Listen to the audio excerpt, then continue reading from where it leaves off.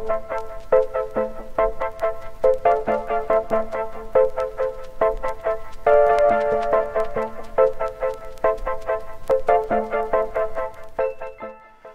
everyone, this is Dave from Geekanoids and this is my full review of the Samsung Galaxy Y. Now you all remember me unboxing and giving you a product tour of this on the Geekanoids channel, so I'm not going to cover off old ground. I'm not going to run through the specification of this one. If you missed that unboxing and product tour, I will put a link underneath this video in the description. Also a little annotation on the screen so you can go ahead and watch that video. This is a budget end Android based handset. This is going to cost you around about £100 on pay as you go from somewhere like vodafone.co.uk, who are kind enough to lend me this for this review, and that equates to around about $150 in the US, or it's going to be £10.50 a month. Now let's go into settings and we're just going to go down to about phone and show you that this is running Android version 2.3.6. It's got quite a low resolution screen. It's not the sort of best screen I've ever experienced, but for a 3-inch screen I think it's nice sort of colouring, nice and responsive, and it certainly does get the job done. Let me just pop into my email. I want to show you the on-screen keyboard, so let's just let it download the messages here. I'm going to go into a message. Here you can see the sort of size of the text, and that gives you an indication of what a low res screen would look like. Let me just click on show quoted text just down here. Here we go. So this shows you sort of what you're going to experience for an email. Now it's still readable, don't get me wrong, it's still very readable, but just a lower resolution screen. So let's click reply, and in compose email, this is something what a lot of people ask me, how the keyboard looks in both landscape and portrait.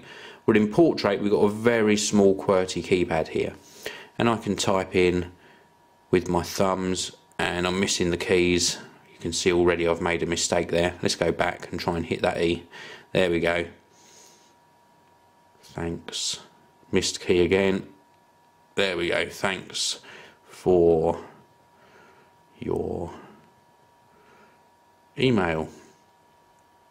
That's terrible typing. Proves how big my thumbs are. So let's put a full stop in and hit return, and then we go round into landscape orientation. Let's try that again with thumb typing.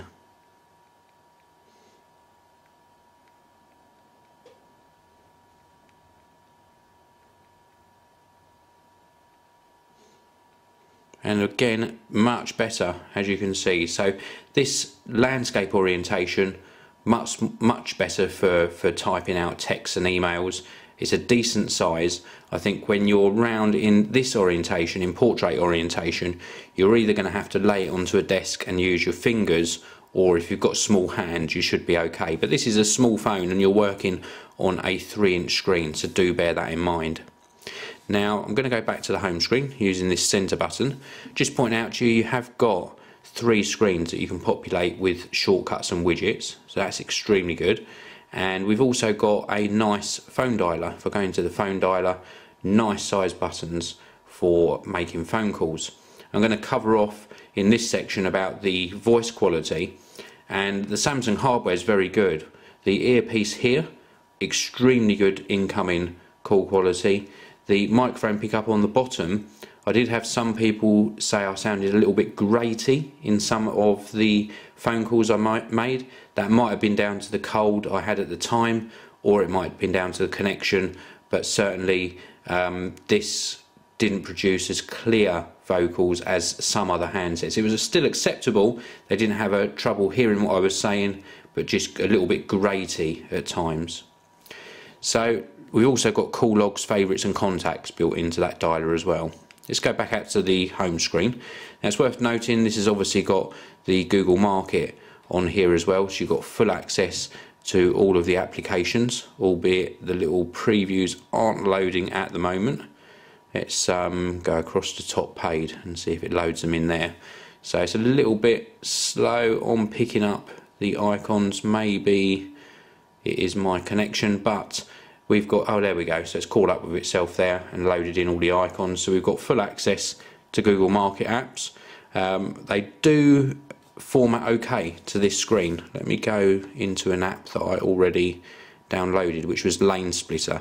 Now let's start this running. Here we go, and we'll give you a little look at a game running. Let's turn the volume down a little bit. We go about midway, and you can see how something like this runs. This I'm using the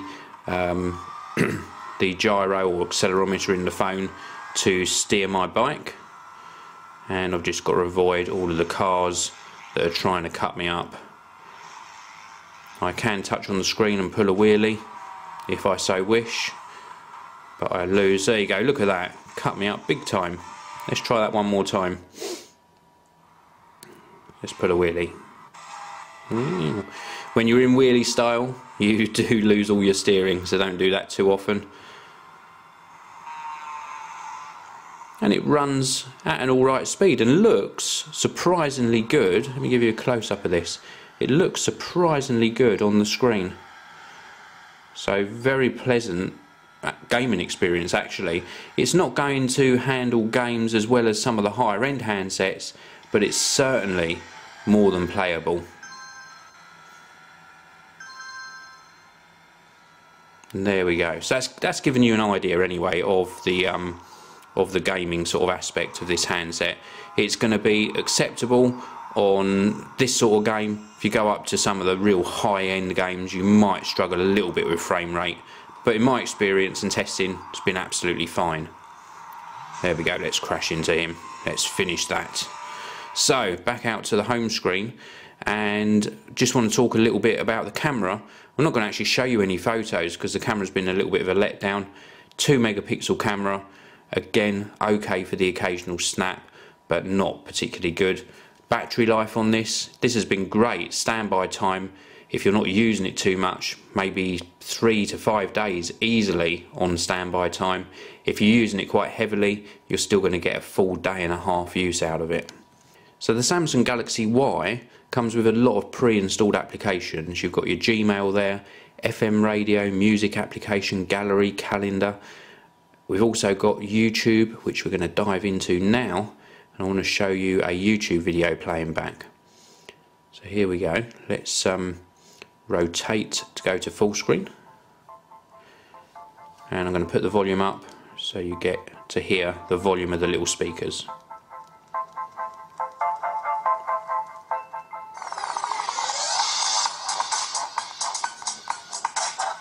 Hi everyone, Dave from Geek and Eyes again, and this is my look forward to what I'm going to be getting up to in 2012 and what the year might hold for all of us as well, not just for me. Now, let's look at what I'm expecting to happen in 2012 for everyone and some of the things that I'm looking forward to coming out. Now, the first thing... So the volume, more than acceptable. It's a good viewing experience for videos actually. But I just wanted to point out to you, on this viewing axis, very bad viewing angles. On this viewing axis, much, much better. So if you're looking top down on it, you're still going to be able to see it. So if it's propped up on a desk, you'll be fine. But if you're looking at this sort of funny angle here, you do lose a lot of the clarity of the screen. But straight on, nice colours, and again, like I said just a second ago, really good sound for viewing back videos. Let's have a very quick look at some internet browsing. Let's go into the browser. Let's back across here and into internet.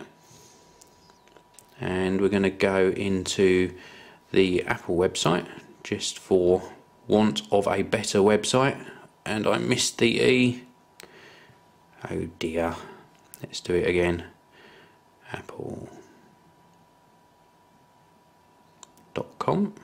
There we go. And we're connected over Wi-Fi at the moment, and it's loaded nice and quickly. This is what it looks like in sort of portrait format. You can see the text is a bit difficult to read until we zoom in, but pinch to zoom works nice and responsive to the pinch to zoom. Let's turn this round into landscape. Again, nice and quick to switch round into landscape, and again pinch to zoom works nicely, and we can navigate around a website with ease. So a good viewing experience or surfing experience for internet sites as well. So this is the Samsung Galaxy Y. As I said, this is a budget end handset, £100 on pay-as-you-go from Vodafone.co.uk, or you can get it free on contract from £10.50 a month. I think this is a good choice if you're on a budget.